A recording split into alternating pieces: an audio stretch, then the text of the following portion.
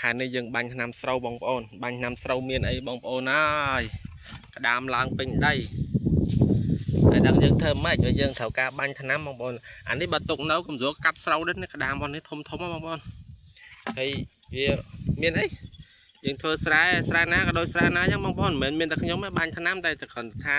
ខ្ញុំបាញ់ថ្នាំហើយអញ្ចឹងឃើញក្តាមអញ្ចឹងជាថតអញ្ចឹងបងប្អូនចុំយ៉ាក់កដុំខ្សែបាត់នេះចង់គៀបយីបងប្អូនហើយធំណាអានេះវាឡើងលើកោក៏អត់មានភ្លៀងទេបងប្អូនហើយយើងបាញ់ថ្នាំស្មៅមានអីបាញ់ថ្នាំស្មៅថ្នាំស្រូវបាញ់នេះឥឡូវមានតែឡើងទេបងប្អូនឡើងមកនេះធ្វើមិនទេមិនចង់បាញ់ដែរក៏ប៉ុន្តែបើយើងមិនបាញ់ទៅយើងធ្វើស្រូវវាមិនបាន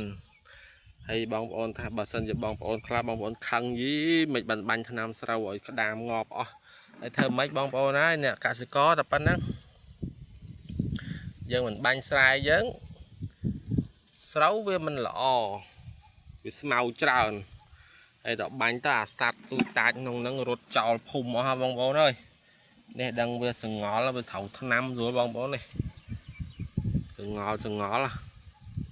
ត្រូវថ្នាំមកនេះត្រូវថ្នាំបាញ់ឡើងពេញស្មៅ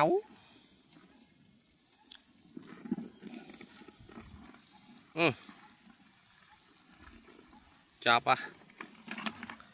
ចឹងបងប្អូនបាញ់ថ្នាំស្មៅបងប្អូនបាញ់ថ្នាំស្មៅមើលហងនេះមានក្តាមមានអីចេះរើសវាបងប្អូនកុំទុកវាចោលស្អុយពេញស្រែអានេះយើងរើសទៅឲ្យមាន់ឲ្យទាយើងស៊ីបងប្អូនអានេះបើយើងហូបក៏មិនហ៊ានហូបបងប្អូនព្រោះយើងបាញ់ថ្នាំចឹងវាឡើងមកយ៉ាខ្លាំងដៃធំទៀតណាបងប្អូនអីម៉េប៉ុណ្ណា